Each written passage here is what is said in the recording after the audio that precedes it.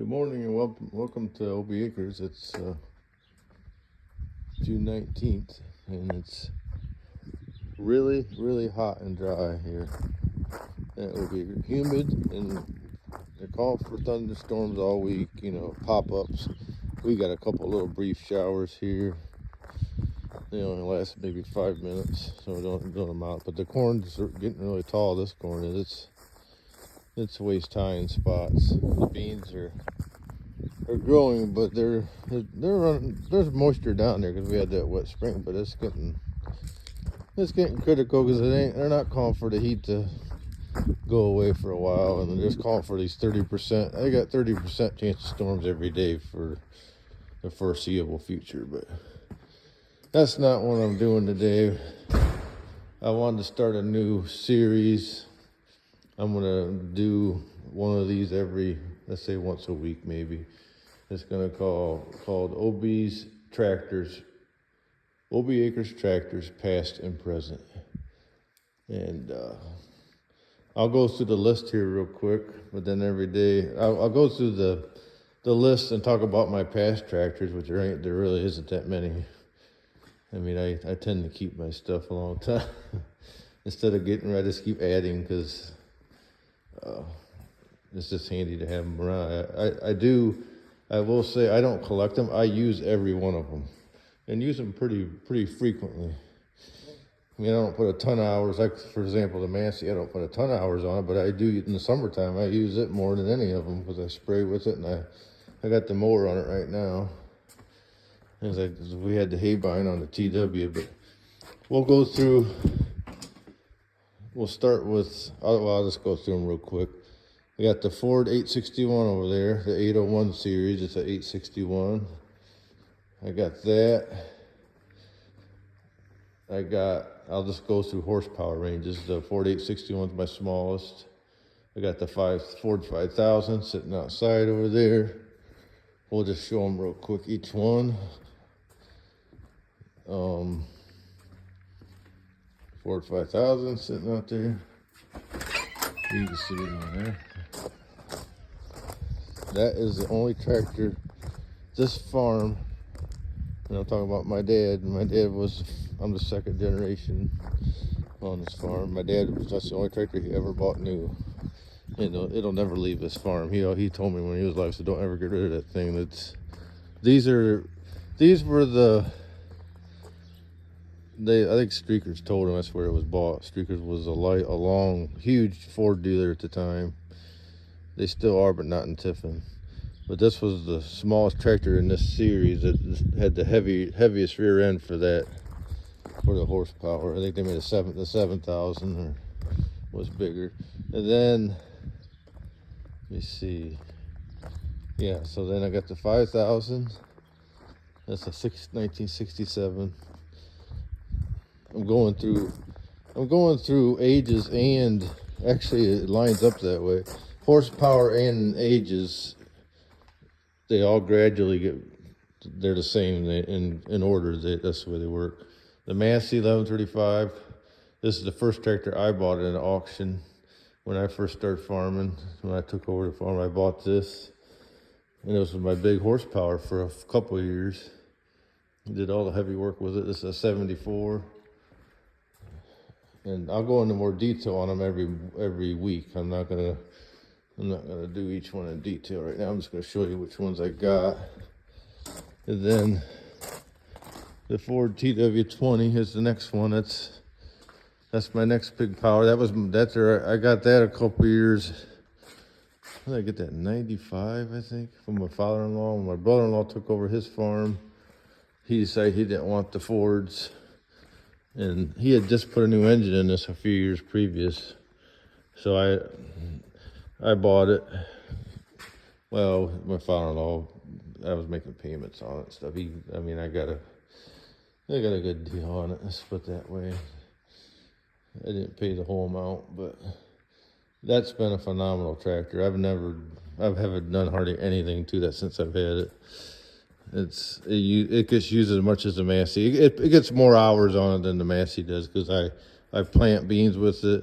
We mow hay with it. I'll put it on the chopper, It pulls wagons. It does all kinds of stuff. It's a big. It's like 155 horse because it's got the newer engine. It's got an 8730 engine. So I'll go into. It's a 1981. He bought it. My father-in-law bought it. It was like a demonstrator. Then they had that engine trouble, which all of them. This age of Fords had a lot of engine trouble with the electrolysis. But these new, then they put a newer engine in it. But then here's my Genesis. I bought this. Oh, I had 8 or 9 years. I forget when I bought it. But then I had transmission trouble with that. The transmission's been rebuilt. But it was a lot of money, but it's worth every penny. I just absolutely love this tractor. Without going into deep, that's like 180 horse, I believe. So that's my next one. And then my Genesis, we all know, I got that just a couple of years ago. And we really like that too. The T8, I mean. So that's them. That's the present tractors. And like I say, I'll go into more detail on them, the history of them and stuff. And why I like them. I like any tractor though. The main reason I like them is just comfortability and reliability, and they all have been pretty reliable. It seems like every one of them. Well, two of them anyhow. The Genesis and the Massey. Right after I got them, I had trouble with them. The Massey, I had to split. I did it myself because I was young and didn't have any money starting out, and then the Genesis, the transmission. But anyhow, so what I'm going to do is I'm going to feature the Power Master here in a second, talk about the features of it and why I bought it and what I use it for and the history on them and the details and that kind of thing. But what I wanted to do is then I'm going to go through my past tractors, which is a short list. The past tractors I've had, I think there's only 3. I had when I first started farming, my dad, when I took over the farm, he had a Ford 8000 and they had the 5000. That's all we had. Now Dad had a little International 464, but he had sold that a few years previous when he was just farming. He had retired from work and he was just farming like a hobby. So he bought that. He planted with it. I think Max is out here. Thought I heard him whining. We'll see if he is. Yep, there he is. Hi, buddy. Come on in.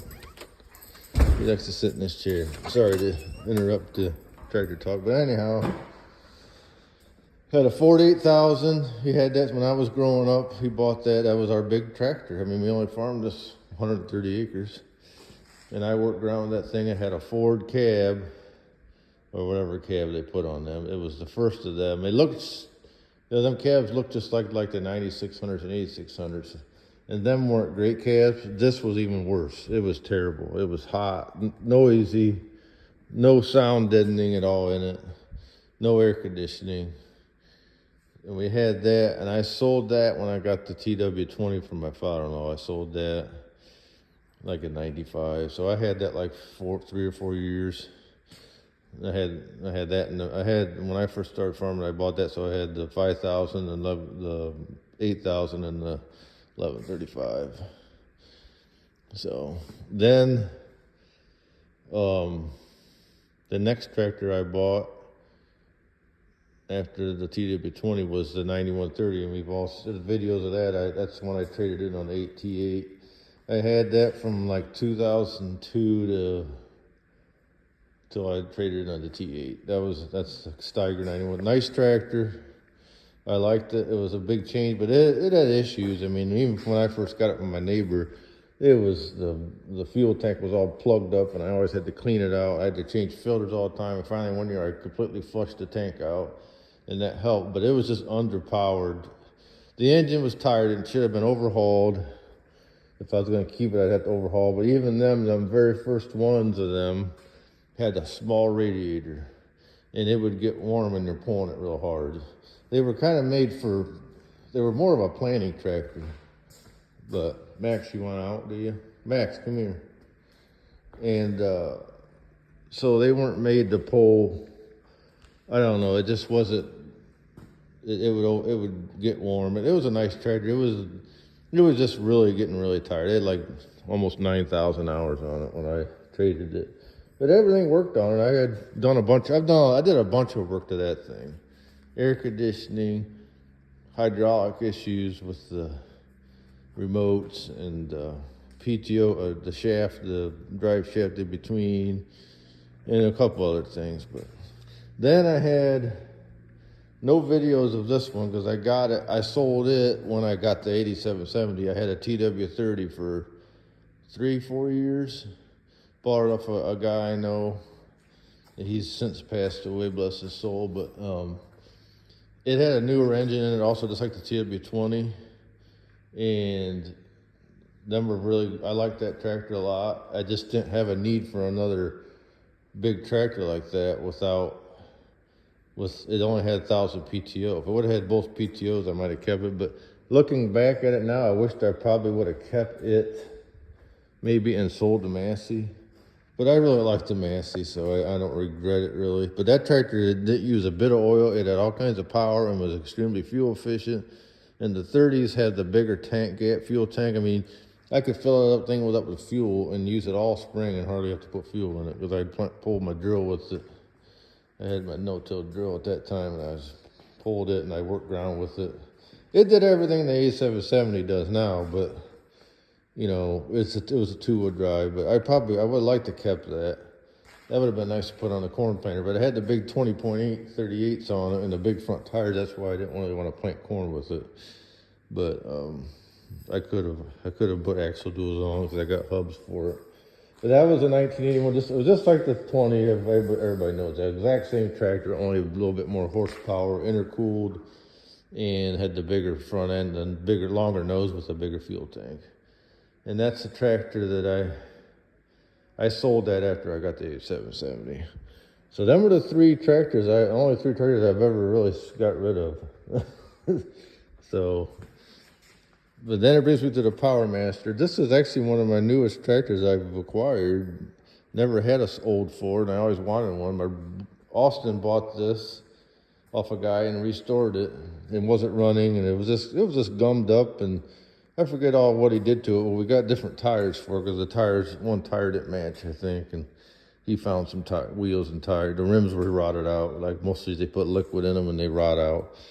They put electronic ignition on it, and I've put a new water pump and we put a different radiator in it just recently, converted it to 12 volt. But I just mow with it it's pretty much the only thing it ever does is run this finish mower, which it's real handy on the finish mower. So this is my first. So this is an 861 Power Master, and these were built from 58 to 62, and it's an 861. Serial number 77009, and it's a 1959. So this is a 59 model. This got live PTO and live hydraulics. So, and it's a two-stage clutch. So if you push the clutch down part way, the PTO will still run. If you want to disengage the PTO, you push the clutch down all the way. And the reason why you have to do that, and I've never had one of these old tractors, so I never knew. Like the 5000 and all the newer tractors, the PTOs are all hydraulically engaged. Where these have a mechanical, like a gear, it's like shifting a gear. You got to put it in gear. So in order to disengage it, if you didn't have the two-stage clutch, you'd have to shut the tractor off. So you push the clutch all the way down, then you can put it in gear, then engage the PTO. But the hydraulics continue to run. Even on the 8 ends and some of them, they didn't. When you push the clutch in, the hydraulics even stopped. Where this is live hydraulics and live PTO. I put the 3-point races up and down, and I could get a remote for this. I have not got one. I don't really use it. The only thing I would use it for is maybe on my sickle bar mower, but I don't use the sickle bar mower that much. But so I don't really have a big use for it. But we put this brush guard on. Austin redid a 4000 for a guy, and he put a loader on it, and the guy didn't want that brush guard, so I put that on there. So this is a 801 series 861, Power Master, and they made several variations of this. They made an 811, which was a selecto-speed, no PTO, 821, which was a 4-speed, no PTO or 3-point, a 841 that was a 4-speed, 851 that was a 5-speed, 861 is what I got. It's a 5-speed and live PTO. So some of them were only 4 speeds, like the 8Ns, and the 871 was a selecto speed. And then 881 was a selecto speed with dual PTOs. You could get 540 and 1,000 on them. And the selecto speeds all had hydraulic PTOs because, you know, there was no clutch on them. So you really couldn't use it. So they actually had a hydraulic engaged PTO. We've had a couple of them here. Austin's bought and sold them. And they're fine when they're running. The only thing they're good for, I would, for making hay and rototilling and stuff like that, the selective speed would be nice because it goes real slow and you can vary the speed on the go. But so this one was for the 12 volt, and these were supposed to be, it says 62 horsepower, but I don't know if it puts out quite that. It don't put out that much. I think it's only like 50, 40 some horse, 45. But these, they did offer these in diesel versions, so there's a diesel ones out there. They're not as many of them as there are the gas. So this is and you can get power steering on them. There's an option, power steering. Some of them had dual power steering, which had cylinder on both sides. And mine don't have it. It would be nice to have it, but if you got a loader, it's a must-have. And yeah, that's the 861. You can get, like I said, you can get all kinds of options for them, and these are nice tractors. I mean, you can do a lot with them. To me, they're just as good as some of these newer old tractors. If you want to mow, if you want to do mowing and like garden work, you can't beat them. But I think they're just as good as the new ones, and you can spend a lot less money. You can pick one of these up for about $3,000-4,000. You put electronic ignition on them and stuff, and they're pretty damn reliable. It'll start right up. Right now, hit the button. It'll start up.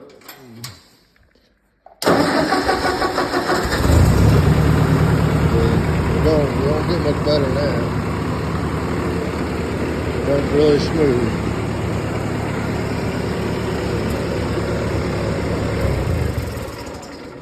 I use it every week when I'm mowing. I won't be using it now because the grass ain't gonna mow very good, but I've been mowing with it every week.